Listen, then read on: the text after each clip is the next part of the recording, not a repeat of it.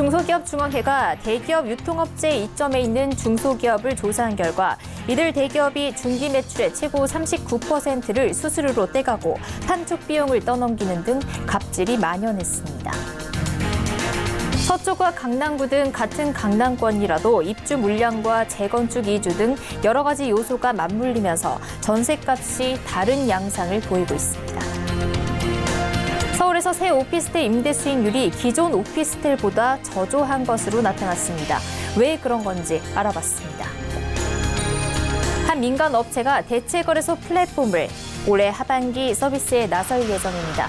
그동안 한국거래소에서만 이루어졌던 주식 거래가 민간 거래소 도입으로 어떻게 변화할지 짚어봤습니다. 센 뉴스 플러스 잠시 후 뵙겠습니다.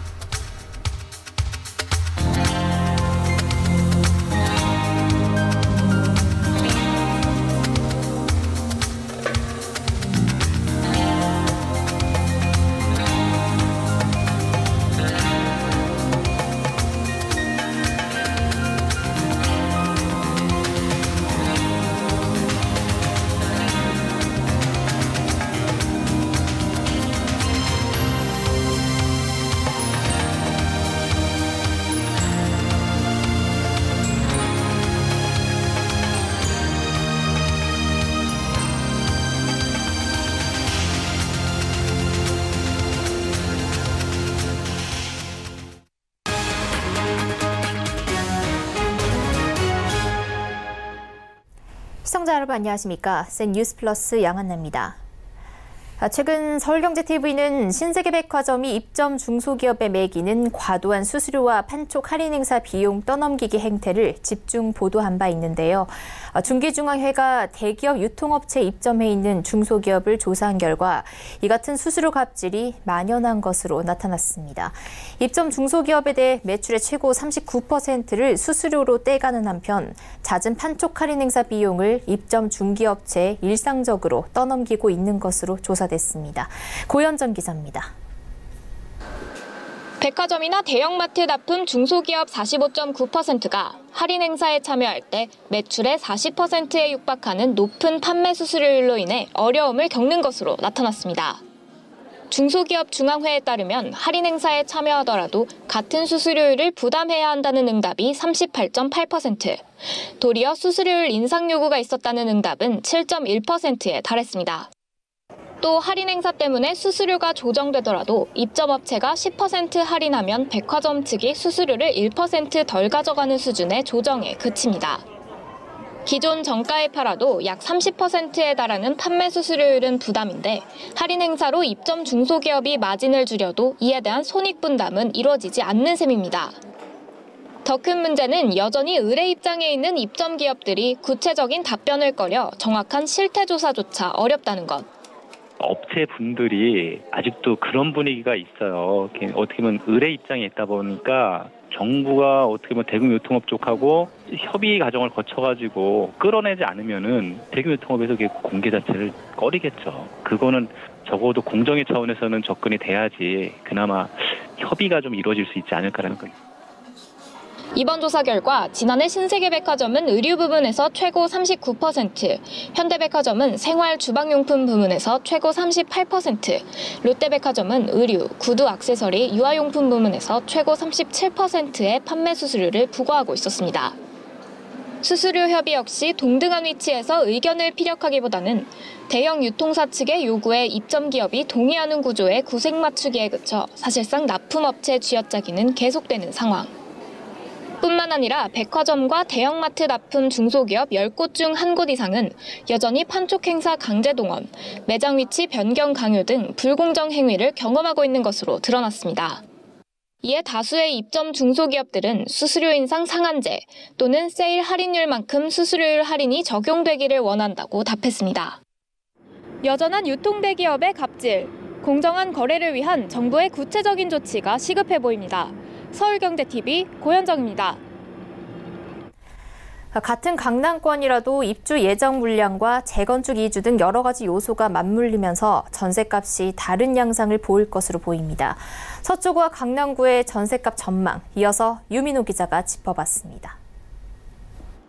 서울 서초구 반포동에 들어선 반포자이 아파트 단지.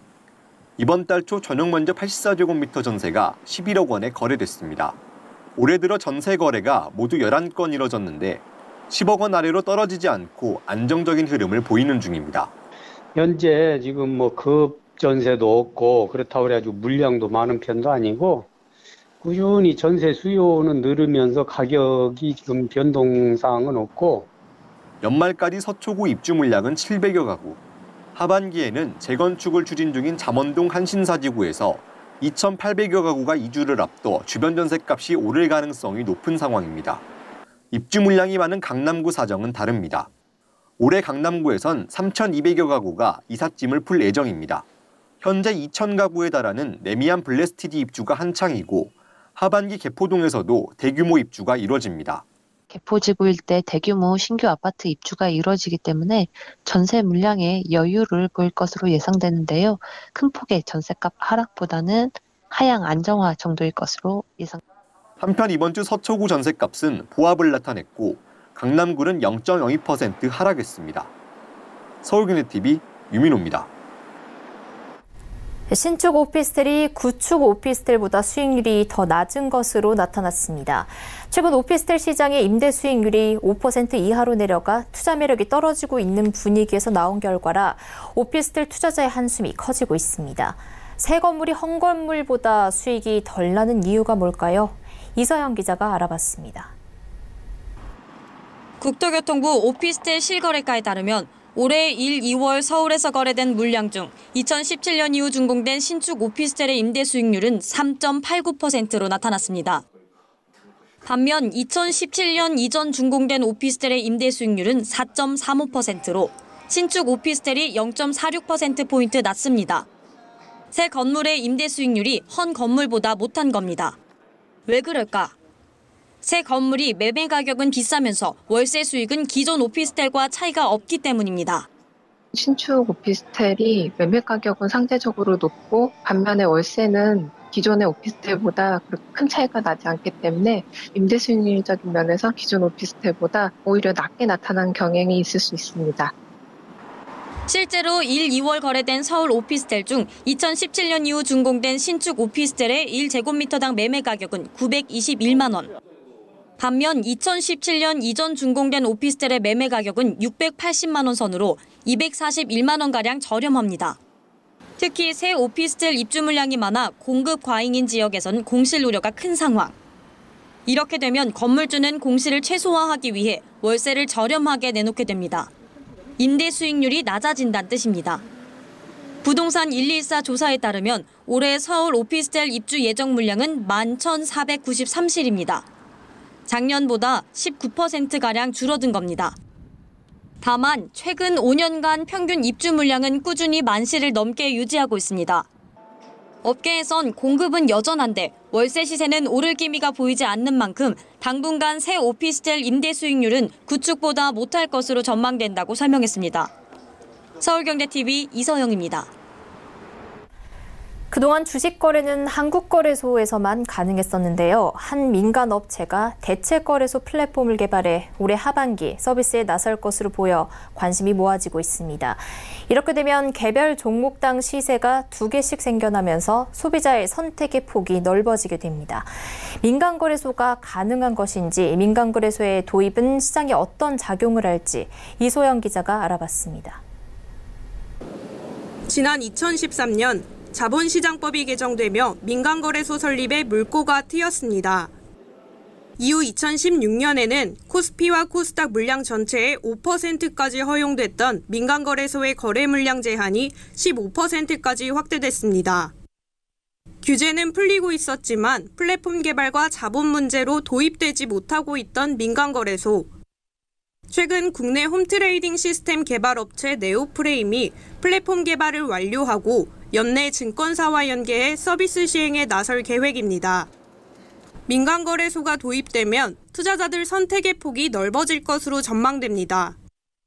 거래소 간 경쟁 체제를 통해 투자자가 여러 거래소 중 더 좋은 시세를 가진 거래소를 선택할 수 있기 때문입니다. 민간거래소 플랫폼을 개발한 네오프레임 측은 상반기 내 인가 절차를 거쳐 연내 민간거래소 서비스 시행을 준비한다는 방침입니다.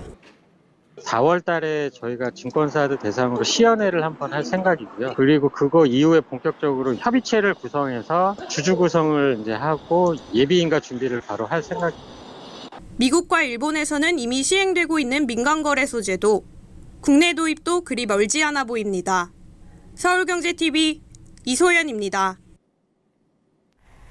금융감독원은 최근 간이 투자 설명서 및 펀드 클래스 명칭 개편안을 발표하고 그동안 개인 투자자들은 알 수 없었던 개별 펀드 매니저의 수익률도 공개하겠다고 밝혔습니다. 취지는 좋은데 이미 펀드 수익률도 공개되고 있어 투자에 큰 영향을 주지 못할 것이란 분석이 나옵니다. 오히려 수익률뿐 아니라 다른 조건들을 함께 살펴보고 투자할 수 있도록 돕는 것이 더 중요하다는 지적입니다. 김성훈 기자입니다. 현재 개인 투자자들은 펀드별 수익률만 알 수 있지만 앞으로는 개별 펀드 매니저의 수익률도 알 수 있게 됩니다. 금융감독원은 최근 간이 투자 설명서 및 펀드 클래스 명칭 개편안을 공개하고 운용 중인 펀드 수, 펀드 운용 규모, 학력 등만 명시했던 펀드 매니저의 정보란에 운용 수익률, 운용 경력 등을 넣기로 했습니다. 이에 따라 투자자들은 오는 10월부터 펀드 매니저의 최근 2년 수익률과 해당 운용사의 전체 수익률, 경력 연수 등을 알 수 있게 됩니다. 전문가들은 수익률 공개 취지에는 공감하지만 투자에 큰 도움이 되진 않을 것이라고 예상합니다. 자산운용업계 관계자는 기관 투자자들은 전부터 펀드 매니저별 수익률을 알고 있었고 개별 펀드의 수익률도 모두 공개된 상황에서 펀드 매니저의 수익률을 따로 공개하는 것은 큰 의미가 없을 것이라고 설명했습니다. 오히려 투자자들이 수익률만 보고 투자하지 않도록 펀드 정보를 보다 알기 쉽게 만든 다른 개편안에 더 집중해야 한다는 것이 업계의 중론입니다. 금융감독원은 이번 개편안을 통해 펀드 위험 등급, 투자 전략, 비용 등 투자 판단에 필수적인 정보를 간이 투자 설명서 1000면에 집중 기재하도록 강제하기로 했습니다. 어려웠던 펀드 명칭과 클래스 등도 알기 쉽게 한글로 바꾼 이름을 함께 적도록 했고 펀드 운용에 얼마가 드는지 쉽게 알 수 있도록 1000만 원 투자 시 실제로 내는 예상 금액을 기재하도록 할 방침입니다. 서울경제TV 김성훈입니다. 작년 4분기부터 꺾이기 시작한 반도체 업황이 올해 예상보다 더 급격하게 나빠지고 있다는 분석이 나옵니다. 이에 SK하이닉스의 영업이익이 올해 5조에 그칠 것이라는 전망까지 나옵니다. 이보경 기자입니다. 지난해 4분기부터 가격 하락을 보이기 시작한 디램. 디램의 가격 하락 속도는 당초 예상보다 급격하게 빨라지고 있습니다. 실제 디램 익스체인지에 따르면 2월 디램 가격은 지난해 12월에 비해 약 29% 떨어졌습니다. 이에 증권가에서는 SK하이닉스의 올해 영업이익이 5조 원에 그칠 것이란 전망도 나옵니다. 지난해 20조 영업이익에서 4분의 1 토막나는 수준입니다. 특히 1분기에는 시장 기대치인 2조를 크게 밑도는 영업이익 1조 2천억 원을 기록할 것이라고 관측합니다. 구매 중단을 한 상태에서 언제쯤 다시 가져가야 되는 상황이 오는지 가격이 계속 빠져도 고객사들이 안 가져가고 있는 상태라서 다만 업계는 2분기 바닥을 찍은 뒤 하반기에는 반도체 시장이 회복하면서 SK하이닉스의 실적도 반등할 것으로 기대하고 있습니다. 전문가들은 글로벌 경기의 회복 수준에 따른 반도체 재고 소진의 속도에 주목해야 한다고 말합니다. 하반기 되면요, 첫 번째로 매크로 경기 쪽에서의 긍정적인 요소들, 미중무역 분쟁 완화, 중국의 경기 부양, 두 번째로는 고객의 과잉 재고 정리. 서울경제TV 이보경입니다. 금융권에서 육아지원 부문 사회공헌 사업이 활발하게 진행되고 있습니다. 회사별로 1,000억 원대 비용을 들여 전국 각지에 어린이집과 유치원을 건립하고 있습니다. 아이들을 키우는 엄마와 아빠들이 마음 놓고 일할 수 있는 환경이 조성돼야 저출산 문제가 해소되고 국가 경제도 살아날 수 있다는 생각 때문입니다. 정훈규 기자입니다. 하나금융이 거제시에 기증을 약속한 어린이집이 개원식을 가졌습니다. 지난해 7월 기공식을 가진 후 약 9개월 만입니다. 아주하나 어린이집은 지상 2층, 연면적 960제곱미터 규모로 총 130여 명의 거제 지역 어린이들이 양질의 공공보육 혜택을 누릴 수 있게 됐습니다. 하나금융은 지난해 보육시설이 취약한 29개 지자체와 국공립 어린이집 건립 협약을 맺은 바 있으며 2020년까지 총 1,500억 원을 들여 100개의 어린이집을 건립할 계획입니다. 거제시의 아주하나 어린이집은 하나금융이 추진 중인 어린이집 확충 사업의 첫 번째 사례입니다. 저출산 문제로 여러 가지 정부가 고민하고 있는데 저희가 이렇게 의미 있게 함께 할 수 있다는 거, 그다음에 이 거제 지역이 여러 가지 경제적으로 좀 많이 어려운데 좀 뭔가 또 새로운 희망을 줬다는 의미도 있고요. 하나금융이 영유아 대상인 어린이집을 짓는다면 KB금융은 5세에서 7세 대상인 유치원 개설에 나섰습니다. KB금융의 유치원 지원 사업비는 2020년까지 총 750억 원입니다. 올 상반기에는 국공립 병설 유치원 180개 학급과 초등 돌봄교실 500여 곳을 개설하는 목표를 세웠습니다. 신한금융은 맞벌이 가정을 위해 초등학교 1학년에서 4학년 자녀를 대상으로 숙제와 생활지도, 간식 제공 등을 해주는 공동육아 나눔터 사업을 진행하고 있습니다. 신한금융은 총 95억 원을 지원해 2020년까지 전국에 150곳의 육아 나눔터를 개소할 계획입니다. 서울경제TV 정은규입니다. P2P 금융이라 불리는 마켓플레이스 금융을 중소기업과 소상공인의 자금 조달 대안으로서 육성해야 한다는 분석이 나왔습니다. 오늘 국회에서 열린 마켓플레이스 금융 산업의 혁신과 사회적 가치라는 주제로 열린 공개 세미나에서 은행외 대안으로서 P2P 금융을 활성화해야 한다는 분석이 나왔습니다.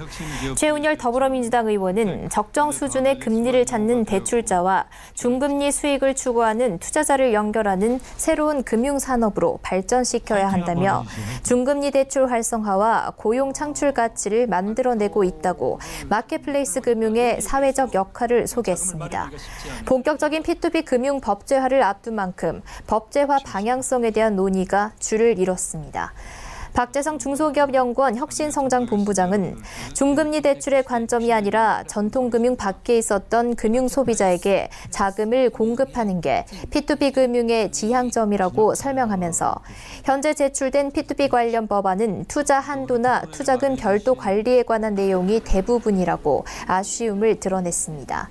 또 앞으로는 대한금융으로서 P2P 금융이 할 수 있는 역할을 부각해야 한다는 조언도 덧붙였습니다. P2P 금융이 포용적 금융 활성화에 기여할 수 있다는 점도 소개됐습니다. 구자영 KDI 지식경제연구부 연구위원은 글로벌 금융위기 이후 미국의 전체 대출 희망자 중 16%가 마켓플레이스 금융에서 대출을 받고 싶어하는 것으로 조사됐다며 영국에서는 기업이 아닌 개인 대출과 여성 대출 등 금융 접근성이 떨어졌던 계층의 대출 실행이 두드러졌다고 설명했습니다. 작년 12월 금융위원회는 내년 1분기를 목표로 P2P법을 제정하겠다고 밝힌 바 있습니다. 현재 P2P 금융은 대부업으로 분류된 상황입니다. 여기에 대해서 자금을 마련해. 특허청이 지식재산 침해 범죄 근절에 팔을 걷어붙였습니다. 특허청은 특허와 영업비밀, 디자인 침해 범죄 등 직접 수사에 나서 지식재산 침해 범죄를 뿌리 뽑겠다는 방침입니다. 특허청은 특허청 단속 공무원에게 특허와 영업비밀, 디자인 침해 범죄 수사 권한을 부여한다는 내용의 사법경찰관리의 직무를 수행할 자와 그 직무 범위에 관한 법률 개정안이 19일부터 시행된다고 오늘 밝혔습니다. 이에 따라 일명 짝퉁 등 상표 침해 범죄만 수사했던 특허청 특별사법경찰의 업무 범위가 대폭 확대됩니다. 이번 특사경 업무 확대에 따라 전문성을 가진 특허청이 신속하고 정확하게 사건을 해결해 기업의 피해를 효과적으로 구제할 수 있을 것으로 기대됩니다. 특별사법경찰은 행정기관이 일반 경찰보다 더 효율적으로 처리할 수 있는 전문 분야 범죄나 특정 공간에서 발생하는 범죄를 행정공무원이 직접 수사할 수 있도록 경찰과 같은 법적 권한을 부여하는 제도입니다. 목성호 특허청 산업재산보호협력국장은 남의 기술과 디자인을 베끼거나 훔치는 지식재산 침해 행위는 혁신 성장에 큰 걸림돌이라며 신속하고 정확한 수사로 혁신적 기업의 성장을 뒷받침하겠다고 말했습니다. SK텔레콤이 5G 통신망에 양자 암호 통신 기술을 도입했습니다. 양자 암호 통신은 더 이상 쪼갤 수 없는 물리량의 초소 단위인 양자를 이용해 송신자와 수신자만이 해독할 수 있는 암호 키를 만드는 기술입니다. 이내 현존하는 보안 기술 가운데 가장 안전한 방식으로 평가받습니다. SK텔레콤은 전국 데이터 트래픽의 핵심 전송 구간인 서울 대전 구간 5G 가입자 인증 서버에 양자 암호 통신자 회사 IDQ의 양자 키 분배 기술을 연동했다고 밝혔습니다. 또 SK텔레콤은 다음 달 중 LTE망까지 적용을 확대한다는 계획입니다. 저희 전송 구간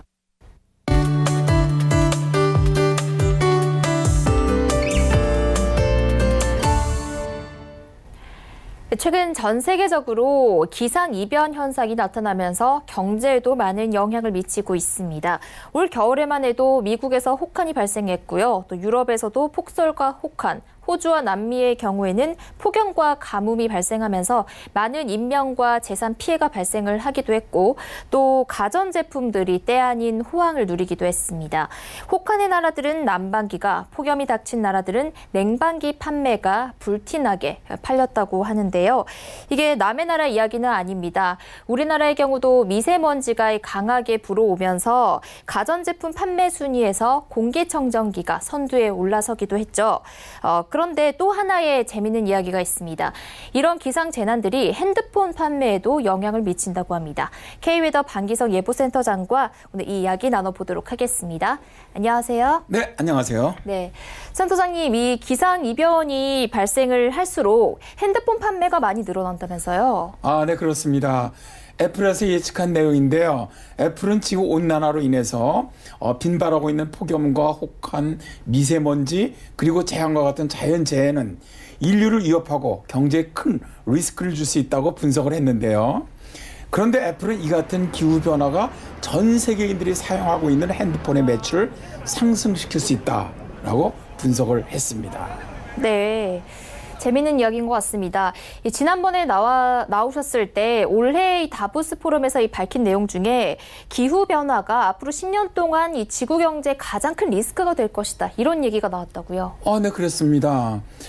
기후변화 대응 성과를 평가하고 있는 비영리 단체 탄소 공개 프로젝트죠. CDP가 최근에 전 세계 7,000개 기업을 대상으로 기후변화가 사업에 미치는 위험과 또 기회를 조사한 보고서를 본 말이죠. 글로벌 기업도 기후변화에서 자유롭지 못하다고 합니다. 예를 들어서 뱅크 오브 아메리카는 홍수 피해로 인한 모기지 파산 위험성이 증가하고 있고 세계적인 통신업체인 AT&T는 태풍으로 전파탑이 붕괴되면서 리스크가 증가하고 있다고 합니다. 또 코카콜라는 음료 제조에 필요한 물 부족 리스크 등 많은 기업들에게 기후변화와 환경 문제가 기업 활동에 악영향을 미칠 것으로 전망하고 있습니다. 네, 말씀해 주신 대로 기후변화 때문에 이런 정말 세계적인 글로벌 기업들도 상당한 리스크가 예상이 되는데 핸드폰 업계는 피해갈 수 있는 거네요? 네, 그렇습니다. 애플의 분석을 보면 말이죠. 사람들은 심각한 재해 발생 빈도가 높을수록 본인의 안전과 사랑하는 사람의 행복에 대한 욕구가 높아지는 경향을 보입니다. 그러므로 핸드폰의 매출은 상승으로 이어질 것이다 라고 예측을 했는데요. 실제로 홍수나 지진, 허리케인과 같은 재해가 발생할 때 가족이나 친구의 안부를 확인하려 하기 때문에 스마트폰이 이러한 수요에 부응할 수 있다는 거죠. 또 최근 핸드폰에는 비상라이트라든가 사이렌 기능이 탑재되어 있고요. 또 부상을 입을 경우 응급처치 방법을 확인할 수도 있고요. 라디오로도 활용할 수 있기 때문에 기후변화로 인한 재난을 당할 경우 매우 유용하기 때문에 앞으로 스마트한 핸드폰 매출이 더 증가할 것이라는 거죠. 네, 영화 터널을 봐도 주인공이 생존할 때 그 핸드폰이 정말 큰 역할을 하는데 맞는 이야기인 것 같습니다. 그럼 이 핸드폰 업체는 기상재난이 많아질수록 호황할 가능성이 높은 거네요? 그렇습니다. 일단 애플 분석은 그렇게 보고 있는데요. 실제로 미국의 경우 미 환경보호청은 최근에 급증하고 있는 자연재난에 대비하는 가전제품을 가정에서 비치하도록 권고하고 있습니다. 미국의 전기나 수도 인프라가 노후된 곳이 많다 보니까 홍수나 폭염, 혹한과 폭설, 허리케인으로 인한 전기 불통, 수도 오염이 뒤따른다는 것이죠. 따라서 미 환경청은 가정마다 전기 발전기를 구비를 하고 수도 오염에 대비해서는 정수기 구입을, 그리고 미세먼지 등 대기 오염에 대비하는 공기청정기를 구입하도록 국민들에게 권고하고 있는 것이죠. 네, 미래에는 이런 기후변화로 인해서 더 자주 강한 기상재해가 발생할 것으로 예상이 되는데 이런 재난들이 또 다른 경제의 기회가 될 수 있다는 사실 알아봤습니다. 센터장님 말씀 감사합니다. 고맙습니다.